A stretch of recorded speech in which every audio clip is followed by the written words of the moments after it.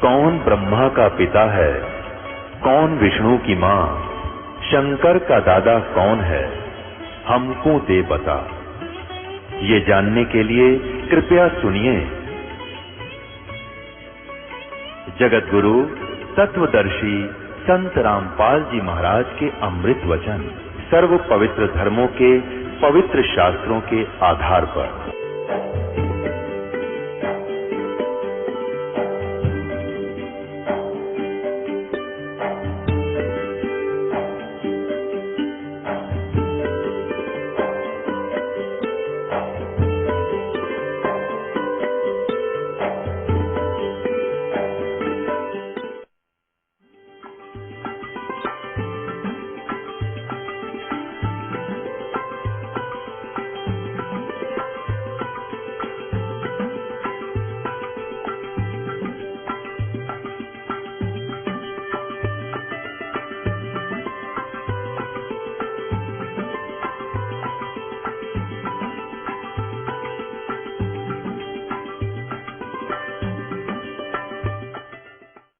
बख्शो प्राण दया करो मेरा पीठ लगाओ हाथ, और मेरे में ठंडक होए शीतल की जगात।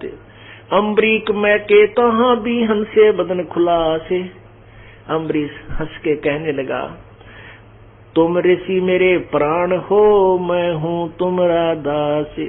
आप तो मेरे प्राण हो, मेरे अतिथि हो, मुझे बहुत प्रिय हो, मैं तो आपका दास हूँ, आप महापुरुष हो। चक्र सुदर्शन शीश धर दीजे भक्ति की आन, मैं चेरा चरना रहूं बख्शो मेरे प्राण। अब दुर्वासा कहता है कि इस सुदर्शन ने एक बार पकड़ दे, मेरा जब कालजा डटेगा, और मुझे भक्ति दे दो, मैं आपके चरणों में रहूंगा, मेरे प्राणों को बख्श दो।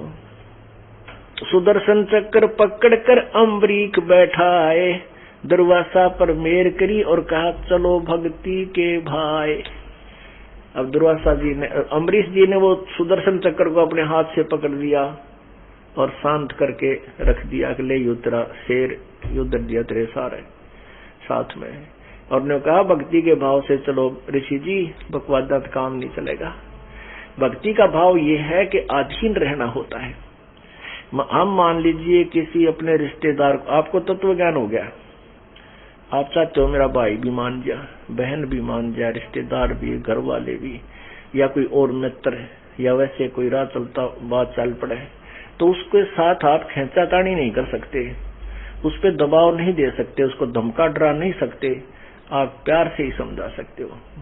एक बार ना दो बार से वो आपको बुरा भला भी कहे तो भी आपको अधीन रहना चाहिए, तभी आपकी बात का असर होगा। तो ऐसे राजा अम्बरीश थे। पुण्यात्माओं, गीता जी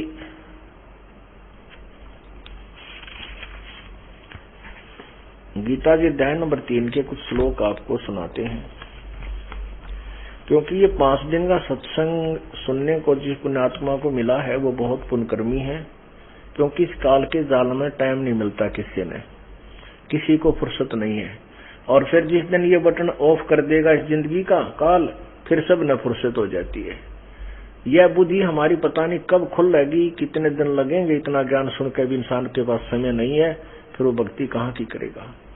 एक भक्त था, उसको पता चला, वो तत्वदर्शी, एक भक्त को ज्ञान हुआ, वो सत्संग में आता था, तो उसको पता चल गया कि मनुष्य जीवन केवल परमात्मा प्राप्ति और भक्ति के लिए दिया है, और बाकी जो काम हम करते हैं वो तो हमने करना ही है, क्योंकि सत्संग, जो सही सत्संग होता है उसमें यही ज्ञान दिया जाता है कि अपना काम भी करो और भक्ति भी करो। लेकिन जैसे पुराने समय में आप देखिए, हमने भी देखा, हमारे से पहले और विशेष ऐसी ही व्यवस्था थी कि हम किसान लोग होते थे, वर्षा हो जाती तो खेती का काम प्रारंभ हो जाता था, वर्षा नहीं होती थी तो उस खेती को काट कूट कर अपने घर का रख लेते थे। जब जो खेती पहले तैयार हो चुकी उसको काट निकाल के अपना रख लेते थे, उसके बाद वर्षा हो जाती तो काम लग जाते थे, नहीं तो ऐसे ही बैठे रहते थे। पहले समय में क्या होता था कि बारात जाती थी और कहते 5-5, 6-6 रोटी खाना देते थे 6 टाइम का। तो 6 टाइम के खाने में 5 टाइम के खाने में 3 दिन लग जाते, 1 दिन जाने में, 1 दिन आने में, 3 दिन डटने में, कह लागे 6 दिन, 5 दिन। और पहले कोई काम नहीं था, या ताश खेलने जाते या अपना और गप्पे मार लेते, तो भी गुजारा करके टाइम पास करना है इस जीवन का, मनुष्य जीवन को। लेकिन यदि हम भक्ति में थोड़ा समय निकाल लें, एक व्यक्ति बीमार हो जाता है, घर का सदस्य, मेडिकल में ले जाना पड़ता है, एक व्यक्ति तो परमानेंट उसके साथ रहे और एक आने और जाने वाला सामान, कभी रोटी ले जा रहा है, कभी कोई दवाई ले रहा है, और चिंता नारी, काम भी छूट गया, पैसे भी लग रहे हैं। तो एक ऐसे जब ज्ञान हो जाता है तो फिर वो भक्त ऐसे सुअसुर को चूक्या नहीं करता। तो ऐसे एक भक्त को ज्ञान हुआ तो वो उसने सोचा, अपने मित्र, विशेष मित्र था, उसको समझाने लगा कि भाई सत्संग में चल करे। उसका मित्र जो था वो कहने लगा, भाई तय तो बावड़ा हो गया, तो पागल हो लिया, बता छोटे छोटे बच्चे हैं और इनका पालन पोषण करना है, काम नहीं करेंगे तो कैसे काम चलेगा। वो भक्त कहता है कि काम तो करेंगे, और एक दिन में ना आ सकता, कम से कम रात ने तो चाल, रात्रि में तो सुन ले सत्संग। रात्रि तो अपनी है, अपनी नींद में तो आप कटौती करके सत्संग सुन लेंगे, फिर आ जाएंगे सवेरे। बड़ा ना टाइम को, ना फुर्सत को नहीं मेरे को। उसने बार बार कहा, वो दोस्त फिर जाता कि चल भाई सत्संग में। उसको पता था कि नालायक अपना जीवन खो रहा है, और वो मित्र समझ रहा था भगत को, यूं नालायक से नकम्मा हो गया, काम भी ना करता और मुझे और बेकार बनाना चाहता है। तो वो बार बार कहता, तो वो कहता मुझे फुर्सत नहीं भाई, मैं नहीं चलता, मुझे फुर्सत नहीं, मेरे पास समय नहीं, फुर्सत नहीं। अब परमात्मा कहते हैं, कबीर नहीं भरोसा देही का, ये बिनस जावे छिन माही, श्वास सांस में नाम जपो और ये तन कछु नाही। फिर साथ में कहते हैं, कबीर ये तन जाएगा, कबीरा ये तन जाएगा, सके तो ठाहर लाए। एक सेवा कर संत की और गोविंद के गुण गा। कहती है शरीर तो तेरा जाएगा, लेकिन इसका बचाव भी किया जा सकता है। कैसे? इसके बचाव के दो ट्रीटमेंट है, 2 साधन है, दोनों ही करने पड़ेंगे। सेवा करे सतगुरु की और गोविंद के गुण गा। ठहर किसे कहते हैं? जैसे पुराने समय में हमने देखे जो वुडन बैटन और वुडन बीम से बने हुए मकानों की छत होती थी, जो लकड़ी की कड़ियों से, कड़ी होती है छोटी छोटी लंबे लंबे कड़ी होती थी, वो 3 इंच चौड़ी और 4 इंच मोटी, एक लंबी 8, 10, 12 फुट, 9 फुट लंबी लकड़ी की, उनको बैटन अंग्रेजी में कहते हैं और कड़ी कहते हैं अपनी लोकल लैंग्वेज में। तो उन कड़ियों की छत दे दी जाती है और उनका फिर सतीर होता था, बीच में एक बीम होता था लकड़ी का। तो वो किसी प्रकार से उसमें कोई टूटने की शंका हो जाती, कोई उसके अंदर क्रैक आ जाता, त्रेड़ आ जाती, उसके नीचे एक बल्ली लगा दिया करते, मोटी लकड़ी की, नीचे ईंट आट अच्छी पत्थर वत्थर रख के और उसको अच्छी तरह फंसा देते थे उसमें, और वो मनमाना 20 वर्ष ना टूटता फिर वो सतीर, और वो छत, वो मकान जो का तो काम आ जाता। यदि उसके साथ नीचे वो ठहर ना लगाते तो वो टूट कर बर्बाद हो जाता। तो कहते हैं ये शरीर तो समय पर तेरा जाएगा, इसके लिए एक ठहर है, इसको बचाने का, इसको रोकने का एक तरीका है, पूर्ण संत की शरण में जाकर परमात्मा की भक्ति करनी चाहिए, जिससे तेरा जीवन भी बच जाएगा। जम जो राजा से डर, मिटे कर्म के लेख, अदली असल कबीर हैं वो कुल के खामिद एक, कुल के सतगुरु एक। कहते हैं मासा घटे ना चल बधे, विद न लिखे जो लेख, सच्चा सतगुरु मेट कर ऊपर मारे मीख। कि पूर्ण संत जो परमेश्वर कबीर जी का उपासक है, साधक है, नुमाइंदा है, वो आपके जीवन में वृद्धि भी कर सकता है। और जो भक्ति नहीं करते उनका जीवन उतना ही मिलेगा जितना उसके प्रारब्ध में लिखा है। तो एक दिन वो भाई मर गया, उसका मित्र जो सत्संग में नहीं आता था, उसका मित्र मर गया। तो मित्र के शोक प्रकट करने तो जाना ही था उसके।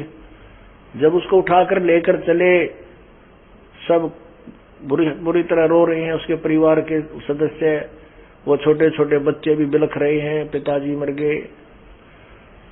अब सभी जा रहे हैं उसको शमशान घाट की तरफ लेकर के, कहते हैं राम नाम सत्य है, सत्य बोले गत्य है, सब ऐसे बोलते जा रहे हैं। और वो भगत जो उपदेशी था वो कहता है आज भाई को फुर्सत है। वो कहते हैं राम नाम सत्य है, सत्य बोलो गत्य है। और वो क्या कहता है कि आज भाई को पूरी फुर्सत है। एक दूसरा कहने लगा रे निकम्मे, आज तो ठीक बोल ले यू, आज तीन का चोट लगी है और देख के बुरा हो रहा, तो मजाक क्यों करता है। वो भगत जो सत्संग में आता था वो कहता भाई और के बोलूं मैं भी, इसको मैंने बहुत समझाया, नालायक चाल मेरे साथ में, ये तेरे ऊपर आपत्ति ना आवेगी। ये कहा करता बालक छोटे छोटे हैं भाई, नाश हो जाएगा, गरीब हो गया, नाश कर ले क्या करेगा, अब कर ले क्या करेगा ये। तो पुण्यात्माओं, जब तक हम सत्संग में नहीं आते इतने हम गोबर के भूंड बने रहते हैं। गोबर का भूंड देखा होगा आपने, ना देखा हो तो बताता हूं। एक काला सा भूंड है, काला भूंड, काला, उसके जानवर सा होता है, उसके जो है ना पंख होते हैं। और वो क्या करता है,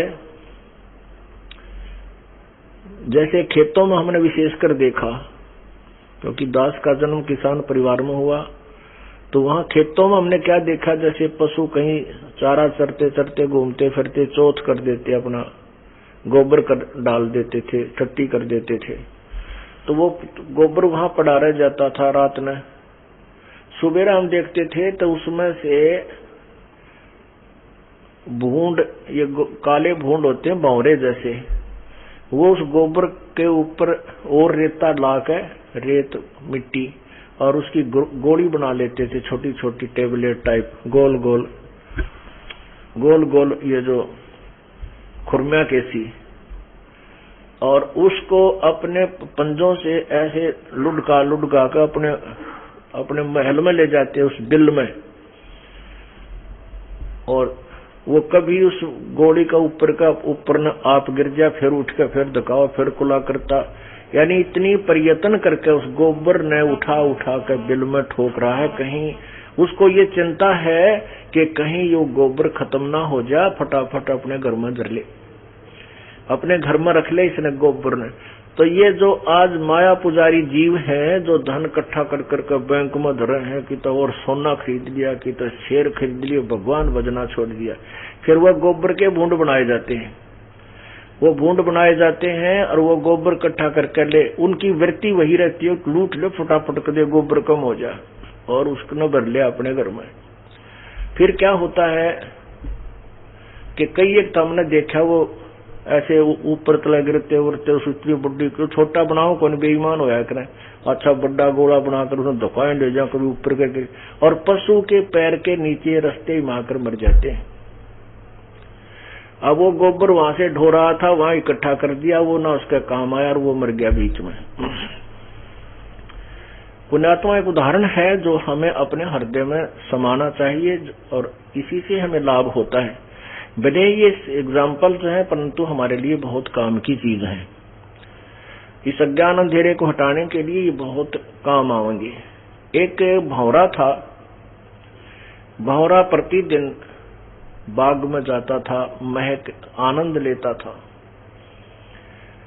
उसने एक दिन देखा कि एक आपका सजातीय भाई अज्ञानतावश देख यहाँ इस गंदे गोबर को, इस गंदगी को के अंदर और इसमें लटपट हो रहा है, इसने उठा उठा के इधर जमा कर रहा है, और इसको समझा दूं, इसको बता दूं कि चल बाग में बहुत अच्छी जगह है, वहाँ बड़े सुंदर सुंदर फूल हैं, बड़ी महक है, और वहाँ खाने के लिए भी कोमल कोमल पत्ते, फूलों की पंखुड़ियां हैं, वहाँ कोई दिक्कत नहीं है।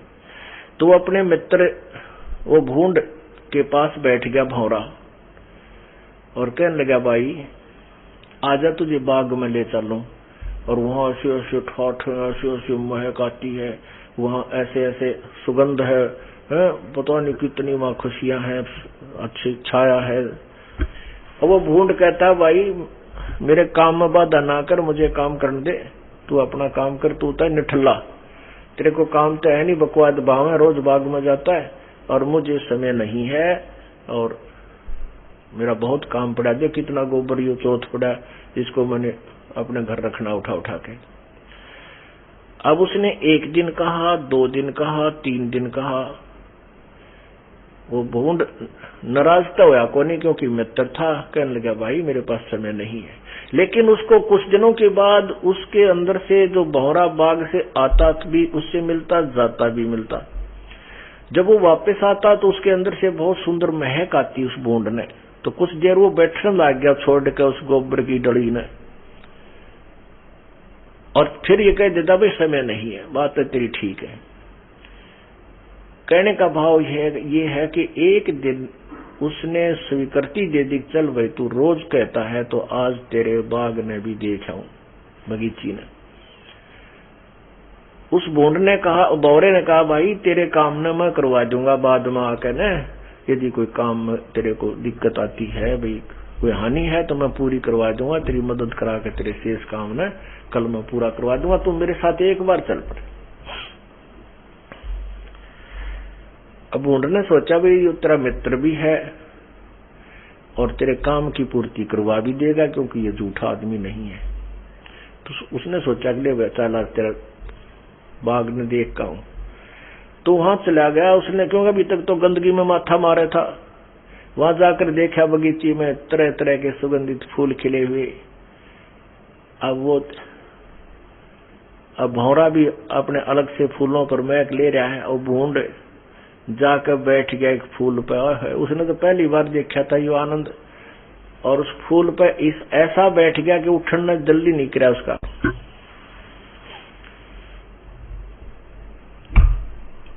तो क्या हुआ कि शाम के समय वो फूल बंद हो गया, लेकिन वो भूंड नहीं उठा। वो भौरा तो आ गया, क्योंकि उसको देखा है कि 2 जगह घूम कर तेरा मित्र तो पता नहीं कहाँ गया। उसने देखा कि ये फूल बंद हो गए, शायद यो प्रेमी इसके अंदर ही बंद हो गया।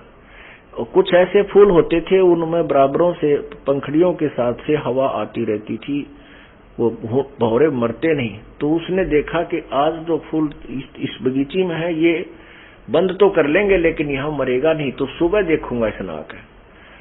तो सुबह क्या देखा कि वहां माली आया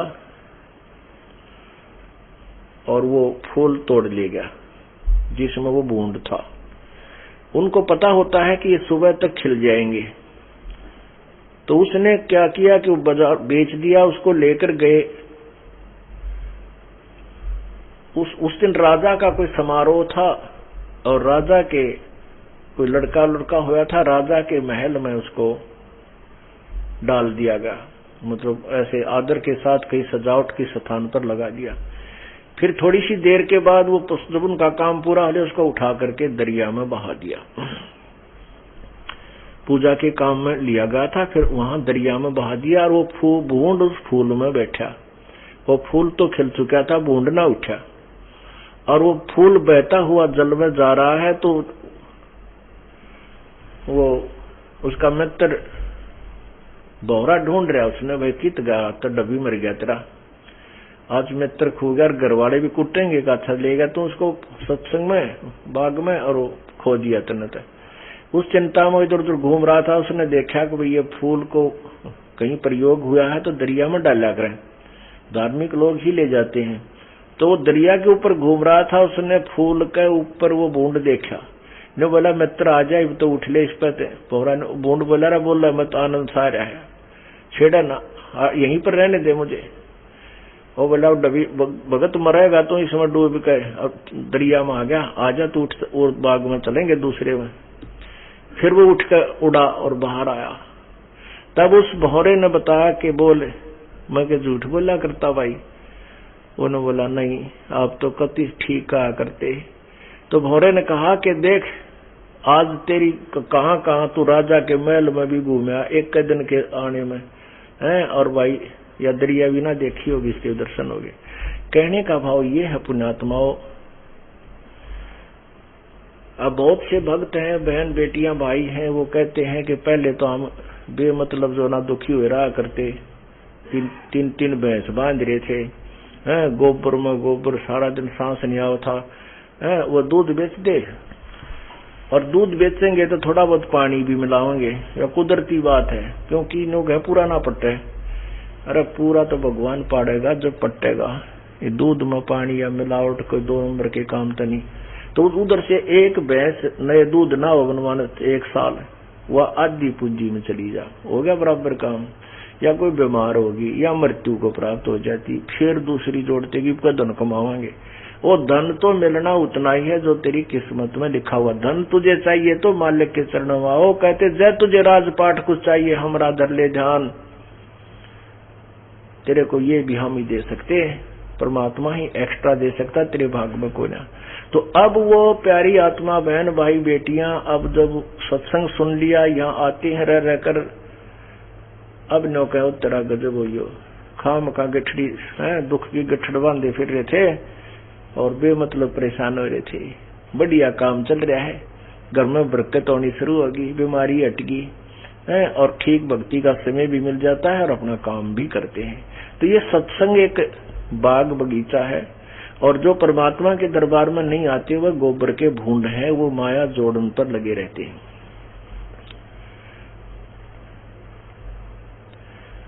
राम नाम कड़ुआ लगे राम नाम कड़ुआ लगे ये मीठे लगे दाम दुविधा में दोनों गए भाई माया मिली ना राम।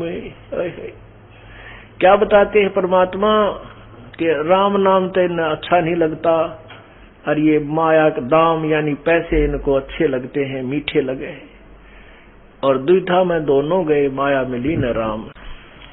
वैसे तो हमारे जीवन में बहुत सी घटनाएं ऐसी घटी हैं हमने देखा है कि लोग जो ये कहा करते बड़ा सेठ है इसके पास पैसे की कोई कमी नहीं है ऐसे है बड़ा व्यापार चलता है 1 सेकंड में या तो किसी बस दुर्घटना में या किसी कार दुर्घटना में या हार्ट अटैक से ऐसे तो बहुत से जा चुके हैं। लेकिन विशेष एक आदि हमारे हृदय में जो छाप बैठ जाती है जो हमारे जीवन को इस बुराइयों की तरफ जाने से रोकती है वो उदाहरण होते हैं एक आध विशेष होता है।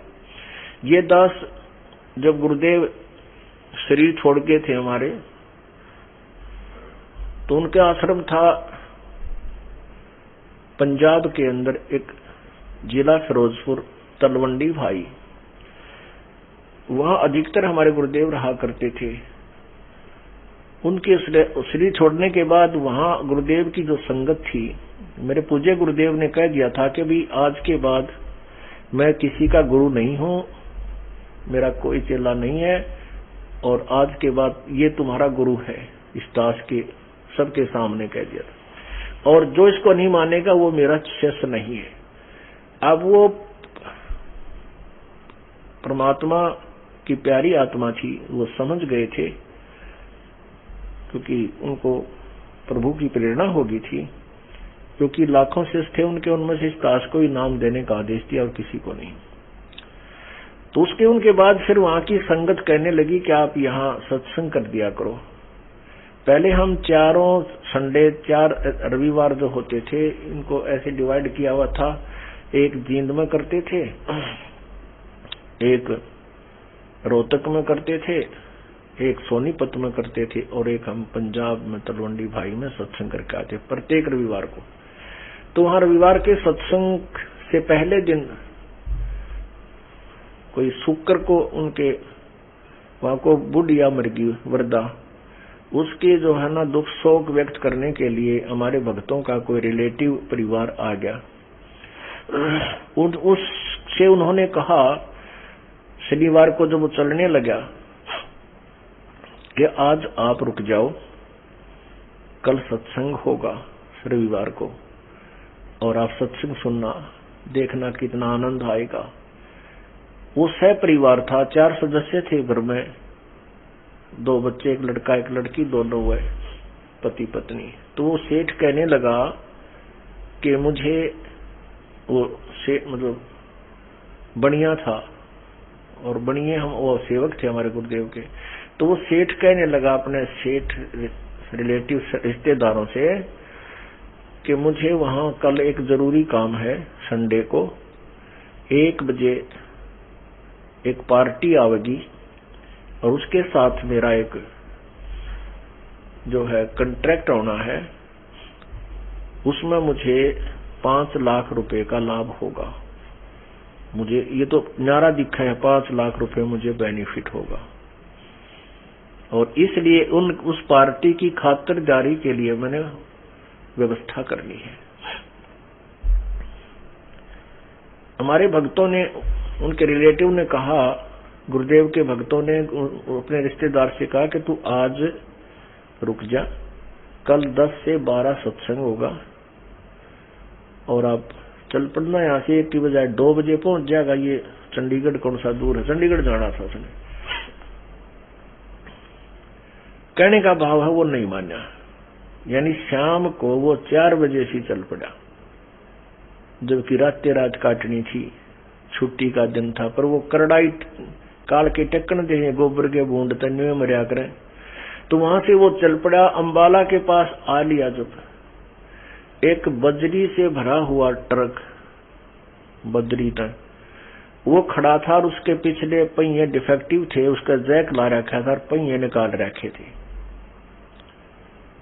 मारुति कार थी, उनकी अपनी है, वो खुद ड्राइव कर रहा था, फुल स्पीड में चल रहा था। कि मन में सोच रहा होगा इतने पैसे होंगे, न्यू बनाऊंगा, तड़के भाज ले फटाफट। तो उसने वह उनकी गाड़ी जो है उस ट्रक के नीचे ऐसी स्पीड में जा लगी, इतनी स्पीड से लगी कि वो जैक हट गया, और बजरी का वो पूरा ट्रक, लोडी ट्रक उस मारुति कार पर आ पड़ा। पहले तो टकराने तो मर जाता आदमी, रहा खाया जो शेष बच भी जाता कोई, वो बजरी का ट्रक पूरा टिक गया, और चारों के चारों वहीं खत्म। ये दास रविवार को गया तो तब उनको पता चला, तब बता रहे थे कि जी देख आप सही कह रहे हो, मैं नहीं कह रहा, ये भगवान कह रहे हैं, परमात्मा की अमरवाणी कह रही, मैं तो उनका ढंडोरती हूँ, मैं तो आपकी तरफ उनका संदेश भेज रहा हूँ। ये सत्य है, ना मानेंगे उनकी बयान माटी भी सत्य है। तो यहाँ परमात्मा कहते हैं कि सर पर धर ले, चाट ले उन 5 लाख के लाभ ने। अरे नालायक कुछ भक्ति करता, एक रात वहां रुक जाता, भगवान के सत्संग सुनता, या करड़ाई टल जाती। और कहाँ भाग कर जाना था उस पार्टी ने, उनने भी तो गर्ज हो है, तुझे 5 लाख का फायदा, वो 20 लाख का ठाऊंगे तेरे ते, तब तुझे 5 लाख देंगे, तो वो भी तो आपकी तरफ इंतजार कर सकते थे। इसलिए परमात्मा कहते हैं, राम नाम कड़ुआ लागे, ये मीठे लागे दाम, दुविधा में दोनों गए, भाई माया मिली ना राम। माया तो मिलनी है को नहीं, माया तो तेरे साथ चलनी ही नहीं, और राम तेरे साथ रहेगा। और जो धर्म पुण्य आप करोगे वही आपका होगा, वह माया भी वही आपकी होगी जो आप पुण्य में लगा चुके होगे, अन्यथा सब यही रह जाएगी। अब जो प्रसंग चल रहा है कि सत्संग ये 5 दिन का जो हो रहा है, इसमें बहुत डिटेल से ज्ञान दिया जाता है, और उस ज्ञान को जो सुन लेता है 5 दिन, वो व्यक्ति परफेक्ट हो जाता है, वो काल के जाल से निकल जाता है, और फिर बड़ी श्रद्धा से भक्ति करता है। जब तक हमें ज्ञान नहीं होता तो हम डरते नहीं, और डरेंगे नहीं तो हम बुराई से नहीं बच सकते। हम जो आज संसार में बुरे काम करते हैं, 2 नंबर से पैसे इकट्ठा करना चाहते हैं, कितने रिश्वत लेते हैं, कितने मिलावट करते हैं, ये हमें फिर विष दिखाई देगा, जहर। जब हम देखो बच्चा है छोटा सा, विष की बोतल को मुंह लाकर पी ले, मर जाए।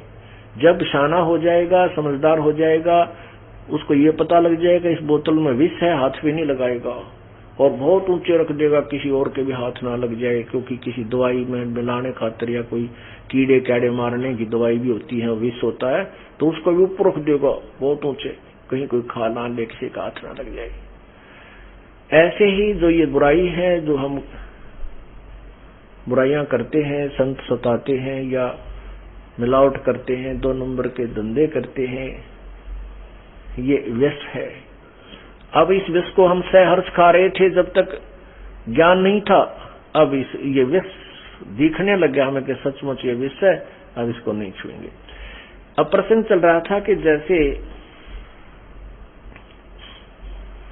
गीता जी अध्याय नंबर 3 के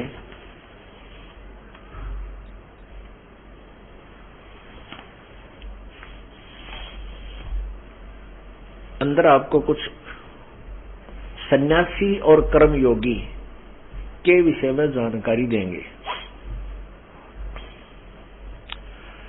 अब जैसे हम देखते हैं कि हमने अभी तक ज्ञान नहीं था तो हम उनको संत मानते थे जिन्होंने घर त्याग रखा है और कहीं धूना लगाकर बैठे हैं या कोई कुटिया बनाकर बैठे हैं या किसी पुराने किसी संत के स्थान पर लाल कपड़े पहनकर कान कून पड़ाकर वहां विराजमान है, तो हम उनको संत मानते थे और उनको सन्यासी कहते हैं। जिन्होंने घर त्याग दिया उसको सन्यासी कहते हैं। और कर्म योगी वो होता है जो अपने घर पे रहे, यानी जो काम करता रहे, कामचोर ना हो, हठ योग नहीं करता, वो कर्म योगी है। चाहे वो घर पे है या कहीं अपने आश्रम आदि में रहता है, वो कर्म योगी ही कहलाता है। सन्यासी वो होता है जो हठ योग करके ढोंग करके कितने धोने लाकर अंदर बैठा रहे समाधि लगाकर, और या फिर मांग कर खाता फिरे, उनको सन्यासी बोला करते थे। अब कर्म सन्यासी और कर्म योगी, दुर्वासा कर्म सन्यासी था, अम्बरीश कर्म योगी। अब यही गीता जी कह रही है, आपको पढ़ के सुनाते हैं। गीता जी अध्याय नंबर 3 के श्लोक नंबर 1 में देखिएगा, ये पवित्र गीता जी अध्याय नंबर 3 और श्लोक नंबर 1 में अर्जुन कह रहा कि हे जनार्दन, यदि आपको कर्म की अपेक्षा ज्ञान श्रेष्ठ मान्य है तो फिर हे केशव मुझे भयंकर कर्म में क्यों लगाते हैं।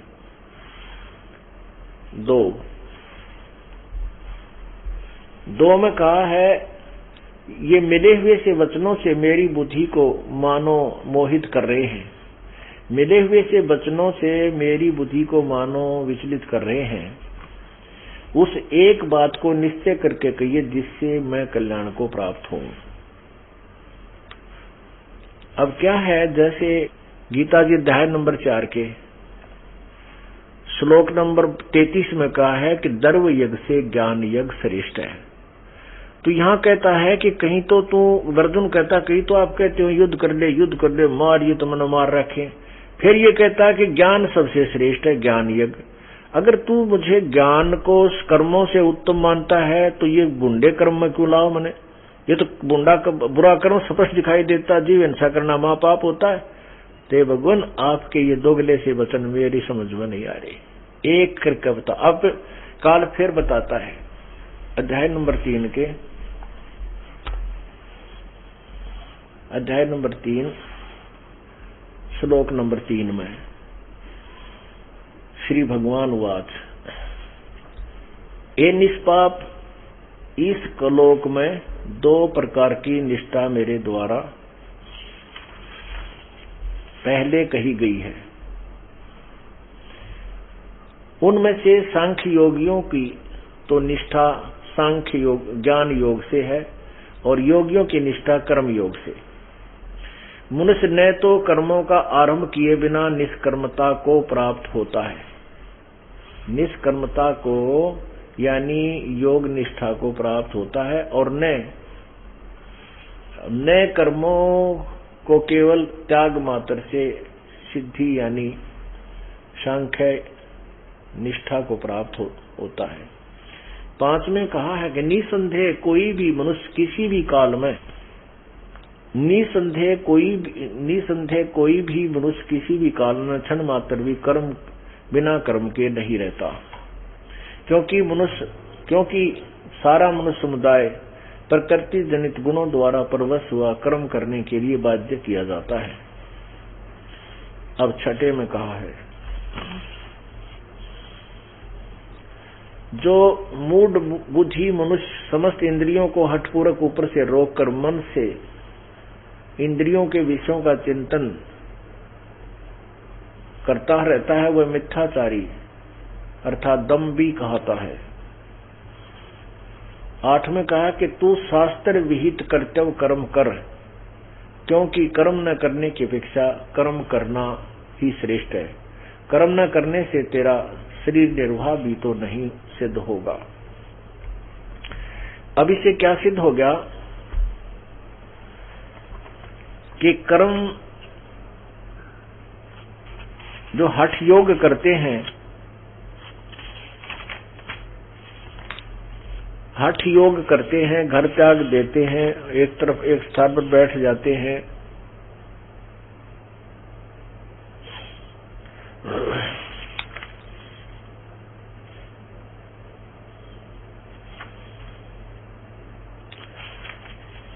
कहते हैं जो कर्म नहीं करते उनसे कर्म करने वाले ही अच्छे होते हैं, यानी श्रेष्ठ हैं।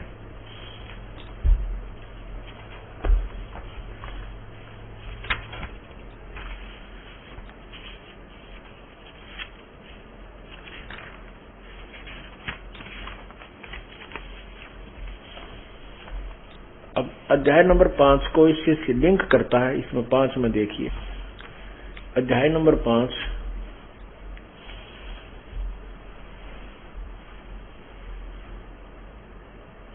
और प्रथम मंत्र में अर्जुन कहता है कि हे कृष्ण, क्योंकि वो कृष्ण मान रहा है इसको, आप कर्मों के संन्यास की और फिर कर्म योग की प्रशंसा करते हैं, इसलिए इन दोनों में से जो एक मेरे लिए भली भांति निश्चित कल्याणकारक साधन हो उसको कहिए। अब 2 में अब काल भगवान कहता, गीता ज्ञान दाता, कर्म संन्यास और कर्म योग दोनों ही परम कल्याण करने वाले हैं। वैसे इसका अर्थ आप देखो ध्यान से, इनके अगर हम संधि छेद करें, निश्रेय ए करो, इसका संधि छेद अलग से किया जाए, निश्रेय, निश्रेय माने जो कल्याणकारक ना हो, ए करो माने करने वाले, न करने, करो माने नहीं करने वाला। अब ये इन्होंने लिखा कि परम कल्याणकारक करने वाले हैं, परंतु चलो हम इन्हीं का अनुवाद लेकर चलते हैं। परंतु दोनों में से कर्म संन्यास से कर्म योग साधन में, ये तो इसकी अपनी सोच है, कर्म योग श्रेष्ठ है। अब क्या हो, गीता जी हमारे पवित्र सदग्रंथ भी यही कहते हैं कि कर्म संन्यास से कर्म योग श्रेष्ठ है, यानी कर्म सन्यासी और कर्म योगी। राजा अम्बरीश कर्म योगी थे, राजा और दुर्वासा जी कर्म जो है सन्यासी थे। अब यहाँ क्या है, सारा उल्टा ही काम है। निरंजन कहते हैं, धन तेरा दरबार जहाँ तनक नी न्याय विचार, कह कबीर सुनो विसा दो सब उल्टा व्यवहार, और सच्चा को तो झूठ बतावे न झूठों का एतबार, निरंजन धन तेरा दरबार। अब जैसे ये जो संत बने हुए हैं, ये क्या, ये दास बहुत देखा इनको, इनकी वृत्ति से परिचित हुआ। ये आपस में बैठकर बातें करते थे कि तू गृहस्थियों के पास बैठा था, तेने शर्म नहीं आती, उसी चारपाई पे बैठ गया। तो वो फिर दूसरा साथी फिर घबरा जाता था, आगे से वो बड़ा बच कर रहता, जैसे गृहस्थी अछूत हो। इतनी बुद्धि भ्रष्ट हो जाती है इंसान की जो भक्ति विहीन ज्ञान विहीन होता है। तो यहाँ ऐसे ही दुर्वासा जैसे भी इसी दृष्टिकोण से कि वो गृहस्थी है और राजा अम्बरीश क्या जाने भक्ति को, मैं बताऊंगा, ऐसे कर दो, डांट मारी थी उसने और फिर उसको मारना ही था। मतलब संत का काम वो है कि किसी की हत्या करना है, ये तो राक्षस लोग क्या करते हैं। अब देखो हमने अपने हथियार यहाँ मृतलोक में लोहे के बना रखे हैं, किसी ने तलवार, किसी ने पिस्टल बंदूक बना ली, और यदि साधु संतों के पास ये आध्यात्मिक हथियार होते हैं, वचन से भी होते हैं, और ये ऐसे सुदर्शन चक्र अन्य तलवार भी ऐसे करें, ऊपर से इनको एकदम काट दे देता है। तो चाहे तो वचन पे मार दे, चाहे अपने आध्यात्मिक हथियार से मार दे, पाप बराबर है, एक जैसा ही अपराध इनको लगेगा। अब यहाँ प्रसंग चल रहा है राजा यानी अम्बरीश का, अर्थात श्री नानक जी वाली आत्मा। नानक जी वाली आत्मा राजा अम्बरीश रूप में सत्ययुग में, और कितनी पुण्यात्मा और कितनी भक्ति दृढ़ कर रही थी, प्रभु की कितनी प्रिय थी। लेकिन साधना, वो तत्वदर्शी संत वाली साधना ना करने से, स्वीकार ना करने से आगे वो क्या बनते हैं। आगे चल के वो जैसे सतयुग के समय में उसने साधनाएं यज्ञ आदि की, उससे फिर वो स्वर्ग चले गए। उसके बाद त्रेता युग में वही नानक जी वाली आत्मा राजा जनक हुए। अब राजा जनक कितनी भक्ति युक्त आत्मा थी। एक सुखदेव नाम के ऋषि थे, एक सुखदेव नाम के ऋषि थे, और वो जिस समय जो अमरनाथ स्थान माना जाता है, जहां श्रद्धालु वहां जाकर के मोक्ष समझते हैं कि अमरनाथ के दर्शन करने से मोक्ष हो जाता है, वहां पर क्या हुआ था कि एक समय पार्वती जी को भगवान श्री शंकर शिव जी ने वहां पर ये प्रथम मंत्र दिया था। पुण्यात्माओं, जो पहला मंत्र आपको दिया जाता है, इसमें जो पहले और लास्ट वाला जो मंत्र है, ये मंत्र प्रभु ने ही दिए हैं। उससे पहले परमात्मा ने इनको आके केवल ये 5 नाम ही दिए थे। पहला और बीच वाला आपको जो पहला ब्रह्म गायत्री मंत्र दिया जाता है, इसमें से प्रथम और लास्ट वाला मंत्र हटा करके बीच के जो मंत्र हैं, ये 5 मंत्र कहलाते हैं। इन 5 मंत्रों के विषय में और इनके जाप की विधि भगवान शंकर जी ने पार्वती को बताई थी, वहां एकांत स्थान पर जाकर, कि ये ऐसे अनमोल मंत्र हैं, इनको कोई प्राणी भी सुन लेगा परम संत के मुक्त, तो वो उसको भी असर हो जाता है, उसको भी लाभ मिल जाता है, और वो हो सकता है सिद्धि युक्त होकर उसका दुरुपयोग कर सकता है। इसलिए उनको एकांत स्थान पर श्री शंकर जी ने पार्वती को लेकर चले गए, वहां वो मंत्र दिया शंकर जी ने पार्वती जी को। तो वहां एक देखा कि सूखा वृक्ष था, सूखा पेड़ था, उसके पत्ते नहीं थे। उस स्थान को चुना इसलिए कि कोई यहाँ पक्षी भी आ जाएगा, वो भी दिखाई देगा, और उसको अपने वचन को बंद कर दूंगा, उसको भगा दूंगा, फिर पार्वती को मंत्र देता रहूंगा।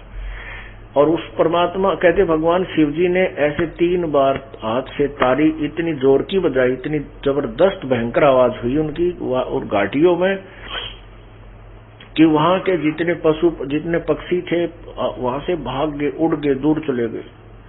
तब वो सूखे वृक्ष के नीचे बैठा, पार्वती को मंत्र समझाने लगा। मूल कमल में गणेश जी है, स्वाद चक्र में विषावत्री ब्रह्मा, नाभि कमल में विष्णु और लक्ष्मी, ऐसे ऐसे। उस वृक्ष की खोगर में वृक्ष थोथा था, उसके एक सुराख में तोता पक्षी ने अंडे दे रखे थे।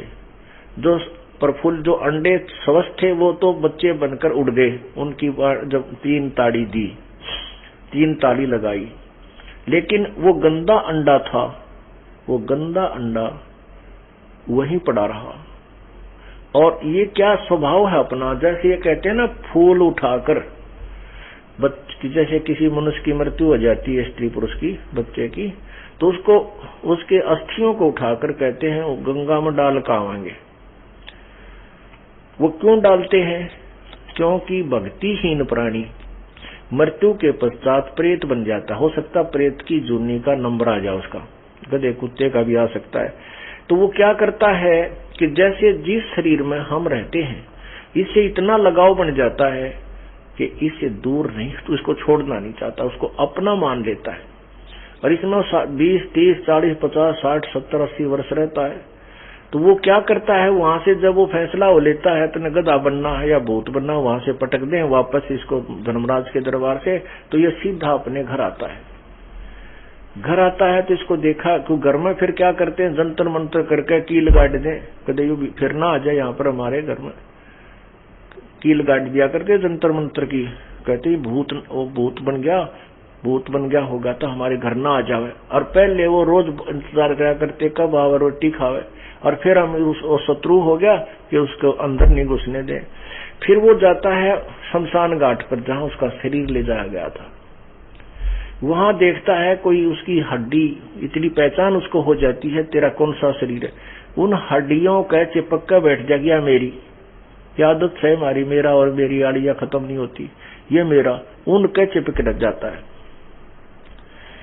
और उनके कितने दिन चिपका रहेगा, उसके बाद फिर अपने घर की तरफ चलेगा या खेत में जहां वो घूमा फिरा करता या कहीं मजदूरी करता था वहां धक्के खाओगा, तो वहां भटकता रहता है। तो इनकी के सोच है, ये जो फूल उठवावे हैं, फूल उठा के डाल आओ, इनकी ये सोच है नकली लोगों की, ऐसे बात मार्ग बताने वालों की, जो गुरुजी हैं वो इन्हों सोचे हैं, ये बताते अपने मन में कि यहाँ से ये इनके सारे साजबाज उठा के किधर दरिया में गिर जाएंगे ना, यो ढूंढता फिर वहां दरिया में वहां जाएगा और वहीं फिर किधर धक्के खाता रह जाएगा, वापस यहाँ नहीं आएगा। बस इतना सा समाधान चाहते हैं कि यो फिर यहाँ ना रह जावे कहीं। भले पुरुष हो, जब वो 40 वर्ष 50 वर्ष जिस घर में रहा उसने भूल जाएगा, वो फिर वहीं आ लेगा सांझ ले, चलो दरियाते धक्के भी खाया होगा, वो भूत उल्टा ही फिर आ लेगा। तो ये इसका ये कमजोरियां हैं हमारे। और इसी वृत्ति से वो जो तोते गंदे अंडे में जिस आत्मा का संस्कार था, उसका संस्कार इतना ही था कि उस गंदा अंडा हो गया और वो आत्मा उस किसी और जोनी में जाएगी। उसका कोई समय आता है तो उसको उसमें भेज दिया जाता है। लेकिन जब तक उस अंडे को अपना मान लिया उसने, गंदे अंडे को, उसके चिपकी बैठी वो आत्मा।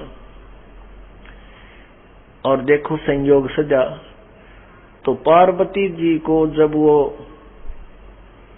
भगवान शिव जी वो अमर कथा सुनाने लगे या कहानी उस परम पिता के बारे में जिस इसने सुन रखी थी, लेकिन ये मंत्र 5 वही हैं जो प्रभु ने इनको दिया। कबीर परमेश्वर कहते हैं, गरीबदास जी ने बताया कि भगवान ने मुझे बताया, हम बैरागी ब्रह्मपद सन्यासी महादेव, शो हम मंत्र दिया शिव जी को वो करे हमारी सेव। कहते हम बैरागी ब्रह्मपद, इस ब्रह्म तक की साधना के भी वास्तविक संत हम ही हैं। हमने ही इसको शिव जी को मंत्र दिया। पहले नीचे के मंत्र दिए 5, लेकिन ये 2 मंत्र इनको नहीं दिए, क्योंकि जब तक हम तत्व ज्ञान से पूर्ण परिचित नहीं होते ये मंत्र परमात्मा नहीं देता था। अब कलयुग में अलाउड किया है, तो उसको 5 नाम दिए। उसके बाद फिर केवल एक ही मंत्र दिया उसको, इसलिए दिया कि इनकी सतीथि से परिचित हो जाऊं कि ये भगवान चाहते हैं क्या नहीं। लेकिन बाद में शिव जी ने आगे ज्ञान और भक्ति प्राप्त करने से इनकार कर दिया था, क्योंकि अब ये प्रभु है, अच्छा स्वस्थ शरीर है, 3 लोक के मालिक है, 1 विभाग के मंत्री हैं, तो कौन भगवान ने चाहे खुद भगवान बने बैठे। फिर भी जो भी इसके पास जो साधना थी उसने पार्वती को दी। अब जब वो कथा सुना रहा था और साथ में परमात्मा की महिमा भी बता रहा था और इन मंत्रों का उच्चारण भी विधि से बता रहा था, समझा रहा था, तो वो गंदे अंडे में वो गंदा अंडा स्वस्थ हो गया। पुण्यात्माओं, परमात्मा की भक्ति और मंत्र में बहुत शक्ति होती है। जैसे बहुत से हमने यहाँ ऐसे भी देखा है कि एक बहन कहने लगी कि डॉक्टर ने बता दिया है कि तेरा बच्चा गर्भ में खराब हो चुका है और इसका विकल्प यही है कि इसका अबॉर्शन करवा लीजिए। फिर उसने उपदेश लिया परमात्मा, क्योंकि जो आदमी दुखी हो जाना, जो सच्चे दिल तो भक्ति करता है। हमने कहा बेटी कोई बात नहीं, ये जो हो लिया सो हो लिया, पर अपनी भक्ति कर। और वो यही कह रही थी कि भगवान मेरा बालक बच जाए, मेरा भगवान, हे परमात्मा मेरे बच्चा बच जा। तो कह रही थी गुरु महाराज जी ये बालक मेरा बच जाए। माँ बेटी भक्ति कर, परमात्मा जो करे सही करेगा। तो कहते हैं कि फिर उस लड़की का वो बालक स्वस्थ हो गया।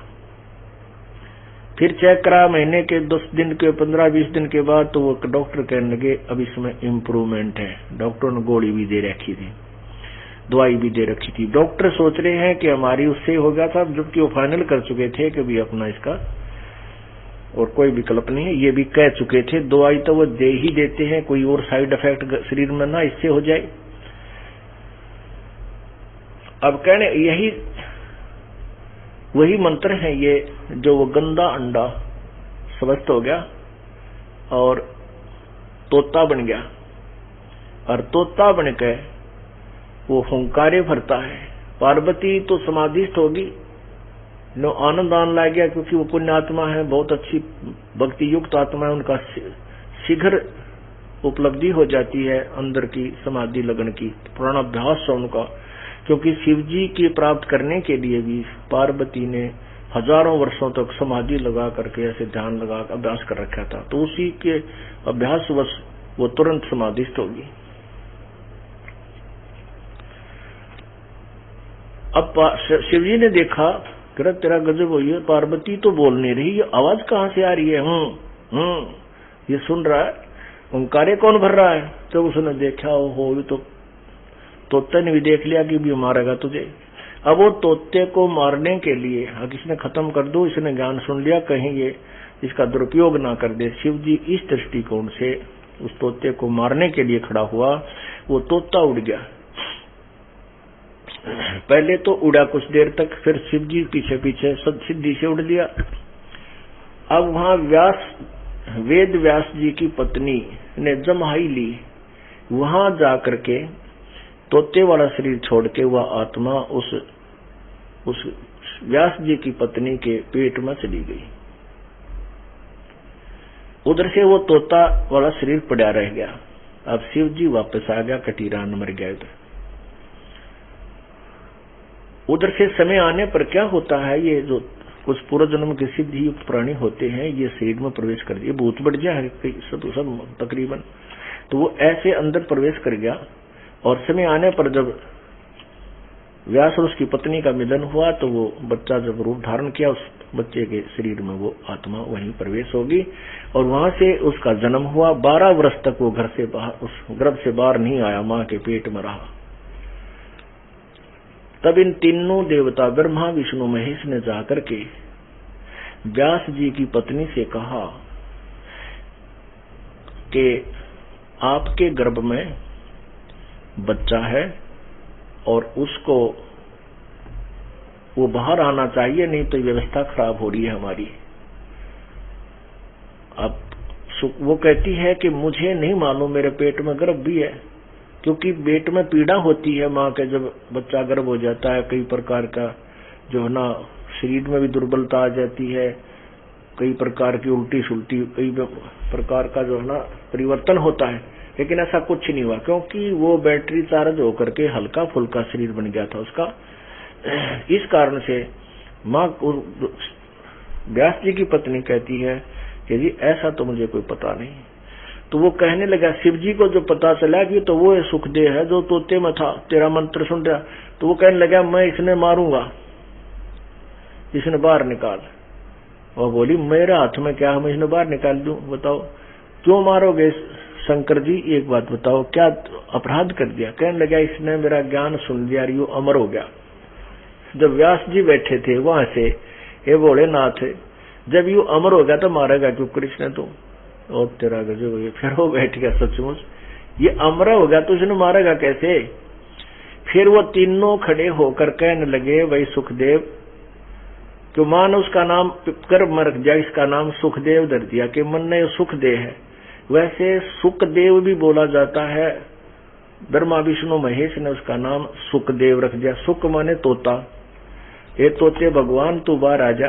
वो तोते में प्रफुल्लित हुआ था, तोते में बैटरी चार्ज हुई थी, उस रीत छोड़ दिया, माँ के गर्भ में वो प्रवेश कर गया व्यास जी की पत्नी।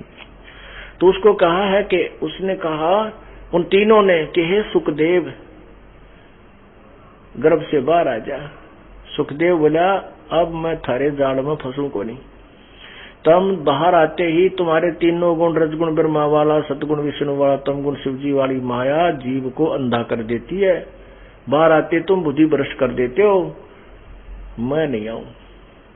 तुम जब आऊंगा उन बहुत कहा भाई आ जाए, जो हमारी व्यवस्था बिगड़ा है। ऐसे माताएं 12-12 वर्ष तक बच्चों को गर्भ में रखेंगी तो परेशान हो जाया करेंगी, हमारी सारी मर्यादा बर्बाद हो रही है, तू बाहर आ जा, किसी शर्त पे भी आ जा।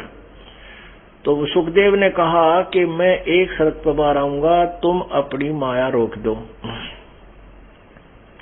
अपनी माया को कंट्रोल कर लो जब तक मैं बाहर आऊं। बाहर आए पाछे कुछ कर लियो तुम। तो वो कहने लगे भाई ज्यादा देर तो हम भी ना रोक सकते, इतनी देर रोक सकते हम, यानी ये फ्रिक्शन ऑफ सेकंड। परमात्मा गरीबदास साहिब ने अपने अमृतवाणी में कहा है कि जैसे भैंस के सींग पे, भैंस का सींग ऐसे गोल होता है बहुत, और कहते उसके ऊपर राई रख दे, और भैंस वैसे चंचल होती है, कहीं नू शर्मा रखा जुगाल आएगी, कहीं नू करी होगी। कहने का देर है कि रखते ही गिरे और राई का दाना, इतनी देर रोक सकते हैं। सुख दे सुख में उपजा राई सींग समोए, नौनाथ सिद्ध 84 संग उपजे थे दोए। उस समय 84 बच्चों का जन्म हुआ। उस समय उस दौरान 84, वो इतनी देर में 84 आत्माएं गर्भ से बाहर आई थी। उनमें से एक सुखदेव था, जो 9 तो नाथ बन गए और 84 सिद्ध हो गए, और एक सुखदेव। वो सुखदेव बाहर आया, इतनी देर उन्होंने अपनी तीनों गुणों ने अपनी अपनी माया रोक ली, अपना प्रभाव रोक दिया। इतनी सेकंड, इतने वो बाहर आ गया मां के गर्भ से, और उस समय वो 12 वर्ष की आयु का था। पुण्यात्माओं, ये कुछ ऐसी बातें हैं जो हम वर्तमान के जो वैज्ञानिक बने बैठे हैं हमारी समझ में ना आवे। पहले शरीर माता पिता का बहुत लंबा चौड़ा तगड़े होते थे, और ऐसे वो बाहर आते ही विस्तार को प्राप्त हुआ। सिद्धि एक ऐसी होती है, लघु दीर्घ शरीर बना लेते हैं। बाहर आते ही उसने अपना 12 वर्ष वाला शरीर बनाकर, और अपनी ओर नाल बोलते हैं ना, जो नाभि के साथ वो लंबी सी जेर सी लटकिया करे, वो वहां इतना समय भी नहीं दिया कि मेरे माता पिता इसने काटे पिना कंधे पर डाल ली और चल पड़ा उठ के। अब व्यास जी कहने लगा कि बेटा, अरे बेटा सुखदेव, अरे बेटा सुखदेव, पीछे पीछे हो लिया। अरे बेटा तेरी 12 वर्ष तक बाट देखी, बेटा होगा पुत्र होगा, अरे शकल तो दिखाई दे तेरी। तो ऐसे पीछे नहीं मुड़कर देख रहा है सुखदेव। वो बालक 12 वर्ष का कहता है कि व्यास जी भूल जाए इन बातों ने, ये तो बड़ा बहुत बूढ़ा जंजाल है ना। मेरा कितनी बार तू मेरा बाप बना, ना मेरा कितनी बार मैं तेरा बाप बन लिया। अब मुझे ज्ञान हो गया, मुझे मत फंसावे इस मोह ममता में, मैं तुम्हें देख लूंगा, थारे ममता हो जाएगी, मेरी ब्रांड माटी होगी। न्यू कहकर आकाश में उड़ गया। सिद्धि उस बैटरी चार्ज हो रही थी उसकी, और दूर जाकर के जंगल में जाके आपा अपनी वावर नाड़ काट के और पत्तों के लंगोट लंगाट बांध के वहां साधना करने लगा। शेष कथा आपको आगे सुनागी। सुखदेव ऋषि कैसा था, और फिर नानक जनक जी से इसका संवाद हुआ। अगले सत्संग बताएंगे। बोलो सतगुरुदेव।